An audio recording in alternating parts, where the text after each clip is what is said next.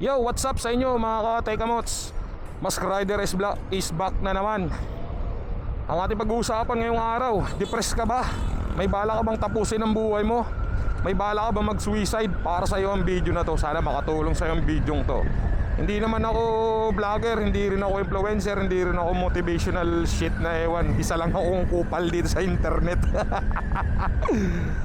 Sa pag-usapan natin ngayon, bibigyan kita ng payo, sana makatulong. Hindi naman ako perfecto, wala rin naman pero syempre sana makatulong sa yung video to. Kapag ikay ganyan, may bala kang mag-suicide, Diyos ko po Panginoon, wag mo nang ituloy. Alam mo kung bakit? Yan ay isa sa karumal-dumal, number 1 na kasalanan yan sa Diyos. Kaya wag mo nang ituloy yan. Oo, hindi naman kita ginajudge kasi wala naman ako sa lugar mo. Hindi ko naman alam yung nararamdaman mo. Hindi ko alam yung kung ano man ang problema mo. Pero sinasabihan kita, pinapayuhan kita na wag mong ituloy yan. Lahat naman tayo may kanya-kanyang problema sa buhay. Nasa pagdadala lang yan. Wag mong ituloy yung binabalak mong masama. Unang-una sa lahat, binigyan ka ng buhay ng Panginoon dito. Maiksi lang ang binigay ng buhay. Sulitin mo na. Hindi mo na mababalik pa yung pag nawala ka, nag-suicide ka, nagpakamatay ka. Ikaw pa rin ang talo dyan. Unang-una, rekta ka sa impyerno. Alam mo namang karumal-dumal yan sa Panginoon eh. Rekta ka sa impyerno, paparusa ka ng Diyos habang buhay dun. Ang gawin mo kapag ikay nade-depress o nalulungkot ka, labanan mo yan. Kasi ang depression, para sa akin ano lang yan eh, nasa isip lang ng tao yan. Kaya naging sakit yung depression kasi iniisip mo depressed ka eh. Kapag kayo may mabigat na problema, lahat naman tayo nagdaan dyan. Ako, dumating din ako sa punto na parang gusto ko nang sumuko sa buhay, pero hindi ko naman naisip yung ganyan mag-suicide. May kaibigan akong ganyan nag-suicide.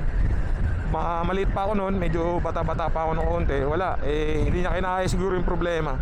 So pag ganyan nalulungkot ka kung ano-anong naisip mong masama, ang number 1 mong gagawin dyan, magdasal ka sa Diyos. Huwag kang papatalo kay Satanas. Kapag nag-isip ka ng mga ganyang bagay at nagawa mo yan, panalo si Satanas, nakuha ka niya, di sama-sama kayo dun sa lawa ng apoy. Ang gawin mo, kapag ganyan nalulungkot ka, na-depress ka, humanap ka, hanapin mo yung bagay na alam mong nakakapagpasaya sa'yo. Kung alam mo yung bagay na kung saan ka masaya, kung ano yung nagpapasaya sa'yo. I mean yung yung halimbawa pumunta ka sa kaibigan mo, ikwento mo yung nararamdaman mo, i-share mo yung problema. Huwag mong solohin.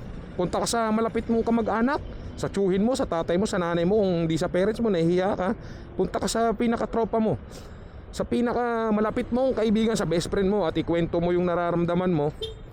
At mapapayuhan ka. Huwag mong sosolohin ang problema, iiyak mo yan pare o mare. Hindi lang ito para sa mga kabataan na makakanood nito, para na rin sa kaedad ko, mas matanda pa sa akin. Kasi marami ring taong mga nagpapakamatay, mga celebrity, di ba? Isipin mo yung ganun, nasa kanila na lahat, kasikatan, pera, halos lahat nasa kanila na, pero nagawa pa rin nilang mag-suicide. Kagaya na lang doon sa vocalista ng Linkin Park, di ba? Yung sa Pinoy band na isa sa mga iniidolo ko, yung Slapshot. Yung vocalist nun, di ba? Nag-suicide. Traffic na naman dito sa Molino. Ang gawin mo, pumunta ka sa, gaya nga sabi ko, pumunta ka sa kaibigan mo, hanapin mo yung bagay na nakapagpasaya sa'yo. Huwag mong ibaon yung sarili mo sa kalungkutan. Kasi pag binaon mo yung sarili mo sa kalungkutan, wala, ikaw pa rin ang talo dyan. Ang gawin mo, relax ka lang. Kapag hindi mo na kaya yung problema, iiyak mo lang. Gawin mo, relax ka lang, mag-isip ka na mabuti kung paano mo masusolusyonan yung nararamdaman mong ganyan. At magdasal ka palagi sa Panginoon, humingi ka ng tulong sa Diyos, humingi ka ng tulong na masurvive mo yung ganyang nararamdaman. Kasi ang depression nasa utak lang ng tao yan eh. Tapos susulsulang ka pa ni Satanas, puking ina. Ayan, hanggang sa magawa mo yung mali. Labanan mo yan. Kalimitan sa atin, may mga tao talagang maihina ang loob eh. Hindi ko naman inaano na, kasi wala nga ako sa poder nyo. Siyempre hindi natin alam yung kanya-kanyang problema. Pero ako kasi, ganito kasi akong tao eh. Explain ko kung paano ako nalalagpasan yung mga pinagdadaanan ko rin sa buhay. Siyempre lahat naman tayo. Ang ginagawa ko, relax lang ako. Alam mo yung parang wala lang. Pag may problema ka, sige, easy ka lang. Bahala ka sa buhay mo, hayaan mo yung problema sa'yo. Kumbaga relax lang. Kumbaga bahala na kung ano mangyari. Magdasal ka lang sa Panginoon. Hindi ka naman pababayaan ng Diyos eh. Kasi ang Diyos lagi naman nakatingin sa atin yan. Hindi naman yan, ano hindi niya naman tayo pababayaan kung alam niyang hindi natin kakayanin yung problema. Lahat ng tao may problema. Si Satanas kasi yung nagbibigay ng problema sa atin. Manalig ka lang sa Panginoon, wag mong gagawin yung bagay na hindi niya ikakatuwa para sa'yo. Labanan mo yan, maging masaya ka lang, sulitin mo ang buhay, putik yan. Ang buhay ng tao saglit lang. Hindi mo namamalayan, yung iba wala na. Yung iba gusto pang mabuhay pero wala nang chance. Yung mga ganun bang bagay, isipin mo yung ganun, di ba? Labanan mo yung nararamdaman mong lungkot. Wag kang malungkot, iiyak mo lang yan, mawawala rin yan. Wag mong gagawin yung mga bagay na ipagsisisihan mo bandang huli. Hindi maganda yun. Ang gawin mo, libangin mo yung sarili mo. Kung ano yung bagay na nakikita mong sumasaya ka, gawin mo. Mag-ride ka o may motor ka, mag-bike ka o may bike ka. Pumunta ka sa mga friends mo, mag-ano ka dun, mag-kwento-kwentuhan kayo, maging open ka sa mga kaibigan mo sa isa't isa. Huwag mong susuluhin yung kamote oh. Kamots talaga. Gawin mo, labanan mo yung depression mo. Kung ano man yung nararamdaman mong napakabigat, labanan mo, putik yan, kaya mo yan. Pilipino tayo kaya natin yan. Isipin mo lang lagi na masaya ka. Ano ka lang, happy go lagi tayo sa buhay. Parang relax lang lagi. Kahit sabihin mong nandiyan ka na sa nandiyan ka na sa point na sukong-suko na talaga sa buhay mo, relax ka lang. Itawa mo yan, tignan mo, or itulog mo yan pag gising mo. Matatawa ka na lang sa sarili mo. Makakapag-isip ka ng maayos, magpahinga ka, matulog ka na sa tamang oras.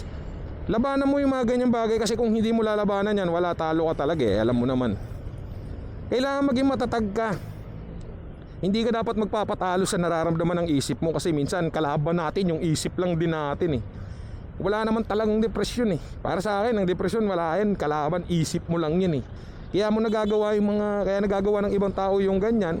Siyempre sa sobrang trauma, hindi ko naman din sila may mga tao talagang mahihina ang nararamdaman.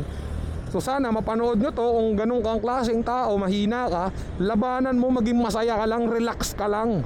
Dumating pag nandyan na yung problema sa harap mo, yung parang eto na talaga yung problemang magkikitil sa buhay mo, relax ka lang. Huwag mong iisipin problema, isipin mo yung problema mo, problema sa'yo. Kayang-kaya mo yan, putik yan. Isipin mo yung ganun, pag nag-suicide ka, nagpakamatay ka, talo ka. Ang buhay, masaya ang buhay kung marunong kang magdala. Pero kung hindi ka marunong magdala sa buhay, wala, talo ka. Minsan lang tayo panganak sa mundong to. Masaya ang mundo. Magpasalamat tayo sa Panginoon at nilikha niya tayo dito. May kanya-kanya tayong goal sa buhay. May kanya-kanya tayong utos na dapat gawin. Isipin mo may purpose ka sa buhay. Kapag ikaw ay problemado na talaga, isipin mo yung kaya ka nilikha sa mundong to, dahil hindi ka nilikha na wala lang.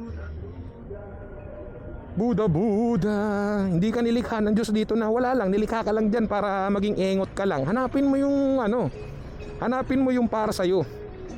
Huwag ka magpatalo, magdasal ka. Tsaka alam mo yung dapat maging isipin mo lagi maging masigla ka. Kailangan maging inspired mo yung sarili mo, kasi wala namang tutulong sa atin kundi sarili mo lang at ang Diyos. I-inspired mo yung sarili mo. Huwag mong hayaang malugmok ka sa problema.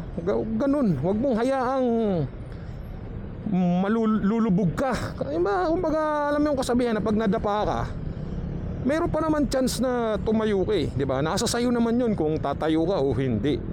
Pero may chance na tatayo ka, diba? Pag nadapa ka, bangon lang ulit. Ganun lang. Pag may problema ka, pagod ka, itulog mo lang yan. Maging relax ka lang, makakapag-isip ka pa na mabuti kung paano mo susolusyonan yung mga problema mo, or kung ano ang gagawin mo para makapag-survive ka. Tingnan mo yung mga taong isipin mo yung taong mga putol ang kamay, putol ang paa, pero lumalaban ng pata sa buhay. May mga napapanood akong influencer na ganyan sa internet Yung mga nagpapasaya, isipin mo ang saya-saya nila, diba? Kahit sabihin mong putol ang paa nila. Ikaw kaya, kung ikaw bilang isang tao ngayon sa araw na to, kung halimbawa maputulan ka ng kamay at paa, di ba? Parang parang katapusan mo na maputulan ka ng dalawang kamay at paa dahil nasanay ka na may paa ka na, may kamay ka. Pero sila, di ba, isipin mo yung mula pagkapanganak, yung mga inborn, di ba, isipin mo yung ganun, lumalaban ng pata sa buhay. May napanood pa ako, putol yung mga kamay nila pero nagagawa nilang maghanap buhay. Isipin mo na lang yung ganun na lumalaban ng para. Samantalang ikaw, na kumpleto ang katawan mo, kumpleto ang pamilya mo, may kaya kayo sa buhay, di ba? Nagagawa mo pang ma-depress. Pagka ganyan, hanapin mo na lang yung bagay na magpapasaya sa'yo. Lalo na ikaw, may ano ka, may kumpleto ka, hindi ka naman lumpo, di ba? Hindi ka lumabang ka ng patas bilang isang kabataan. Siyempre, lalo na mga kabataan ngayon, medyo may hina ang loob, yung mga Gen Z na yan. Kami noon, mga batang 90s. What's up sa mga kaedad ko dyan, mga batang 90s, iiyak lang kami, okay na ulit kami. Mga Gen Z ngayon, mahirap na, medyo may hina loob ng mga kabataan ngayon. Dapat palakasin yung loob nyo, manalig kayo sa Panginoon. Huwag nyong hayaang ang sarili nyo malugmok sa problema. Huwag kang mag-stay put lang sa isang lugar. Kapag nabigo ka, nag-failed ka, sige, lumabang ka ulit, tumayo ka. Maging masaya ka lang, putik, sulitin mo yung buhay. Ang buhay natin ngayon, mabilis na lang. Puta, pag nag-edad ka, minsan nga yung mga namamatay, puta, 30, 20, di ba? 25, namatay na. Isipin mo yung napakaiksi ng buhay. Minsan ka na nga lang ipinanganak sa mundong to, hindi mo pa susulitin. Di ba? Isipin mo yung regalo ng Diyos ang life. Regalo ng Diyos ang buhay. Kaya dapat marunong kang magdala. Huwag mong iisipin na mag-isa ka. Kaya nga may kasabihan, walang nabubuhay para sa sarili lamang. Maraming taong pwede mong lapitan, maraming taong pwedeng gamitin ng Diyos para makatulong sa'yo o malagpasan ang problema mo, di ba? Ikaw na nanonood ngayon na depressed na, may bahala kang tapusin ang sarili mong buhay. Huwag mong gagawin yan. Naku po, yan sinasabi ko sa'yo. Libangin mo ang sarili mo. Kasi ako, may ako doon dati, katrabaho. Parang minsan kasi, sorry pero ang mga taong nakakapag-isip ng ganyan, yung parang sila may mga problema sa utak eh. Hindi ko alam bakit. Kung normal kang tao, kahit baka kabigat ang nararamdaman mo, hindi mo iisiping tapusin ang sarili mong buhay, di ba? Isipin mo yung gano'n, nagawa mong sobrang tapang mo naman. Ibig sabihin, kaya mong pumatay. Kasi nagawa mong patayin yung sarili mo. Ibig sabihin, kaya mong pumatay ng ibang tao. Yung sarili mo nga, napatay mo eh. Di ba? Isipin mo yung gano'n. Stoplight to.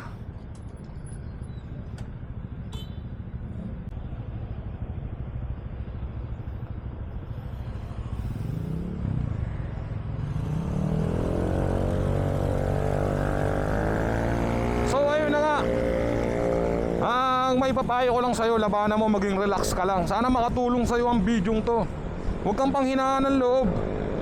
Labanan mo ang buhay. Puta, ganito talaga sa buhay eh. Nandito lahat ng problema, nandito lahat ng pasakit. Ngayon, kung hindi ka marunong magdala, talo ka.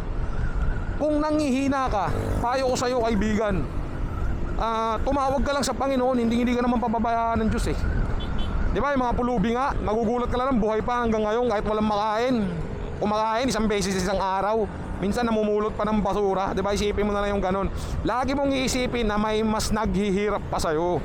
Kung ano yung pinagdadaanan mo ngayon na masakit, na feeling mo ikaw yung talong-talo ka na, pasan mo yung mundo. Lagi mong iisipin na may mas naghihirap at may mas nag-aano sa'yo, diba, na lumalaban ng patas. Kaya ikaw, lumabang ka ng patas, kaibigan.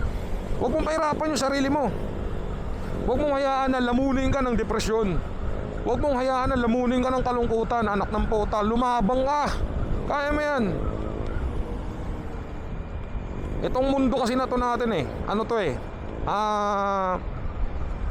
lang to panandalian lang. Pero masaya dito, masaya kung marunong ka talaga. Pinaranas sa'yo ng Diyos, ibig sabihin, pahalagahan mo yung buhay mo. Diba? Minsan ka lang niya buhayin, ibig sabihin, ginusto ka niyang buhayin, pinasaya ka niya. Saya-saya kaya dito sa mundo. Diba? Isipin mo yung ganun. Kaya ikaw na nanonood na problemado, sana makatulong sa itong video to. Huwag mong gagawin yung mga negatibong bagay sa buhay mo. Relax ka lang palagi. Hindi naman kita ginajudge dahil syempre hindi ko alam ang pinagdadaanan mo, gaya nga ng sabi ko. Pero syempre, ang maipapayo ko lang sa'yo at may tutulong, itong pagsasabi kong kabulbulan ditong pag-iingay ko rito sa internet. Sana may naitulong ako sa'yo. Basta alam mo na yun. Kung ano man yung mga pinagsasabi ko rito, sana mag-gets mo to. Mag-iingat tayo palagi. At magdasal at tayo, Panginoon. Tumawag tayo lagi sa Panginoon. Hindi tayo pababayaan ng Diyos. Ride safe para sa mga kapwa ko riders dyan, mga katekamots. And God bless.